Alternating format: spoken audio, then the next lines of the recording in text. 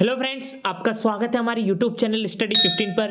तो आज हम मुगल सम्राट मोहम्मद शाह से रिलेटेड महत्वपूर्ण क्वेश्चन करने जा रहे हैं जो आपके आने वाले एग्जाम्स के लिए बहुत ही ज्यादा महत्वपूर्ण है। तो आज हम इस वीडियो में जितने भी क्वेश्चन करेंगे सारे के सारे सिलेक्टेड हैं और एग्जाम पॉइंट ऑफ व्यू से बहुत ही ज्यादा महत्वपूर्ण है। तो अगर आप किसी भी एग्जाम की तैयारी कर रहे हैं तो ये वीडियो बहुत ही ज्यादा महत्वपूर्ण साबित होगी, तो इसलिए वीडियो को अंत तक देखिएगा। तो देरी न करते हुए चलिए शुरुआत करते हैं आज के पहले क्वेश्चन के साथ।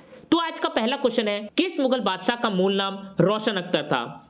तो वह मुगल बादशाह था मोहम्मद शाह, जिसका मूल नाम रोशन अख्तर था। तो इसलिए जो इसका सही आंसर है वो है आंसर नंबर सी।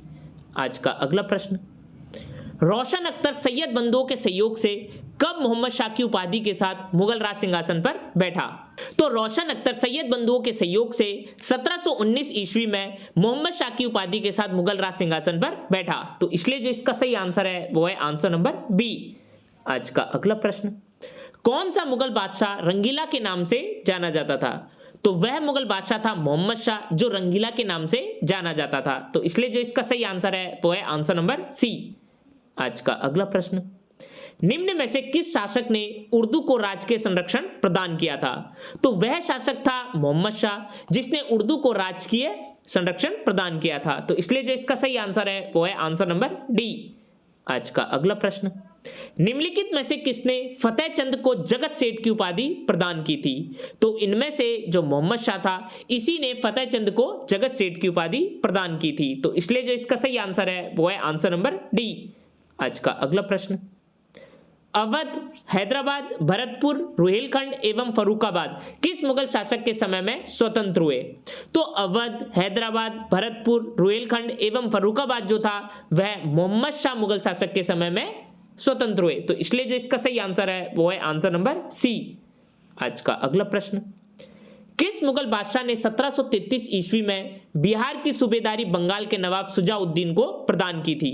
तो वह मुगल बादशाह था मोहम्मद शाह जिसने 1733 ईस्वी में बिहार की सूबेदारी बंगाल के नवाब शुजाउद्दीन को प्रदान की थी। तो इसलिए जो इसका सही आंसर है वो है आंसर नंबर बी। आज का अगला प्रश्न, किस पेशवा ने मुगल बादशाह मोहम्मद शाह रंगीला को मराठा शक्ति की एक झलक दिखाने के लिए 1737 ईस्वी में दिल्ली पर आक्रमण किया और मोहम्मद शाह को मालवा की सूबेदारी पेशवा के नाम करने के लिए विवश किया? तो वह पेशवा था बाजीराव प्रथम जिसने मुगल बादशाह मोहम्मद शाह रंगीला को मराठा शक्ति की एक झलक दिखाने के लिए 1737 ईस्वी में दिल्ली पर आक्रमण किया। तो इसलिए जो इसका सही आंसर है वो है आंसर नंबर ए। आज का अगला प्रश्न, मोहम्मद शाह ने चिनकिलिच खां अथवा निजाम उल मुल्क को वजीर के पद पर कब नियुक्त किया? तो मोहम्मद शाह ने चिनकिलिच खां अथवा निजाम उल मुल्क को वजीर के पद पर 1722 ईस्वी पर नियुक्त किया। तो इसलिए जो इसका सही आंसर है वो है आंसर नंबर बी। आज का अगला प्रश्न, सन 1724 ईस्वी में चिनकिलिच खां ने दक्कन में किस राज्य की स्थापना की थी? तो 1724 ईस्वी में चिनकिलिच खां ने दक्कन में स्वतंत्र जो हैदराबाद था इस राज्य की स्थापना की थी। तो इसलिए जो इसका सही आंसर है वो है आंसर नंबर सी। आज का अगला प्रश्न, मोहम्मद शाह ने निम्न में से किसे आसफ जां की उपाधि प्रदान की थी? तो मोहम्मद शाह ने चिनकिलिच खां को आसफ जां की उपाधि प्रदान की थी। तो इसलिए जो इसका सही आंसर है वो है आंसर नंबर डी। आज का अगला प्रश्न, 1733 ईस्वी में जीजा मोहम्मद शाही पुस्तक जो नक्षत्रों संबंधी ज्ञान से संबंधित थी उसके लेखक कौन है? तो 1733 ईस्वी में जो जीजा मोहम्मद शाही पुस्तक थी उसके लेखक थे जयपुर के सवाई जय सिंह। तो इसलिए जो इसका सही आंसर है वो है आंसर नंबर सी। आज का अगला प्रश्न, औरंगजेब की मृत्यु के उपरांत सर्वाधिक समय तक शासन करने वाला बादशाह कौन था? तो औरंगजेब की मृत्यु के उपरांत जो सर्वाधिक समय तक शासन करने वाला बादशाह था वह था मोहम्मद शाह। तो इसलिए जो इसका सही आंसर है वो है आंसर नंबर डी। आज का अगला प्रश्न, मयूर सिंहासन पर बैठने वाला अंतिम मुगल बादशाह कौन था? तो मयूर सिंहासन पर बैठने वाला जो अंतिम मुगल बादशाह था वह था मोहम्मद शाह रंगीला। तो इसलिए जो इसका सही आंसर है वो है आंसर नंबर बी। आज का अगला प्रश्न, निम्नलिखित में से किसने प्रसिद्ध मुगल राज सिंहासन तख्त ताउस तथा मुगल ताज में लगे विश्व के सबसे महंगे हीरे कोहिनूर को भी अपने साथ ले गया था? तो नादिर शाही प्रसिद्ध मुगल राज सिंहासन तख्त ताउस तथा मुगल ताज में लगे विश्व के सबसे महंगे हीरे कोहिनूर को अपने साथ ले गया था। तो इसलिए जो इसका सही आंसर है वो है आंसर नंबर बी। आज का अगला प्रश्न, नादिर शाह का आक्रमण किस मुगल सम्राट के काल में हुआ? तो नादिर शाह का आक्रमण मोहम्मद शाह के काल में हुआ था, तो इसलिए जो इसका सही आंसर है वो है आंसर नंबर ए। आज का अगला प्रश्न, नादिर शाह ने भारत पर आक्रमण कब किया? तो नादिर शाह ने भारत पर आक्रमण 13 फरवरी 1739 ईस्वी में किया, तो इसलिए जो इसका सही आंसर है वो है आंसर नंबर सी। आज का अगला प्रश्न, नादिर शाह का सेनापति कौन था? तो नादिर शाह का सेनापति था अहमद शाह अब्दाली, तो इसलिए जो इसका सही आंसर है वो है आंसर नंबर सी।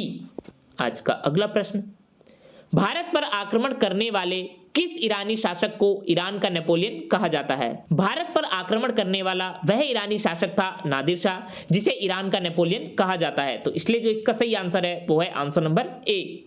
आज का अगला प्रश्न, निम्नलिखित में से किस स्थान पर नादिर शाह ने चढ़ाई नहीं की थी? तो इनमें से वह स्थान था कन्नौज, जिस पर नादिर शाह ने चढ़ाई नहीं की थी, तो इसलिए जो इसका सही आंसर है वो है आंसर नंबर डी। आज का अगला प्रश्न, नादिर शाह की मृत्यु कब हुई? तो नादिर शाह की मृत्यु हुई सन 1747 ईस्वी में, तो इसलिए जो इसका सही आंसर है वो है आंसर नंबर ए। आज का अगला प्रश्न, अहमद शाह अब्दाली के प्रथम आक्रमण के समय मुगल सम्राट कौन था? तो अहमद शाह अब्दाली के प्रथम आक्रमण के समय जो मोहम्मद शाह था वह था मुगल सम्राट, तो इसलिए जो इसका सही आंसर है वो है आंसर नंबर सी। आज का अगला प्रश्न, मुगल साम्राज्य के किस भाग को अहमद शाह अब्दाली ने सबसे पहले विजित किया था?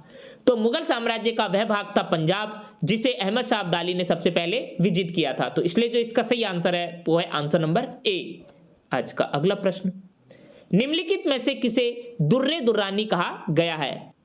तो इनमें से अहमद शाह अब्दाली को ही दुर्रे दुर्रानी कहा गया है, तो इसलिए जो इसका सही आंसर है वो है आंसर नंबर ए।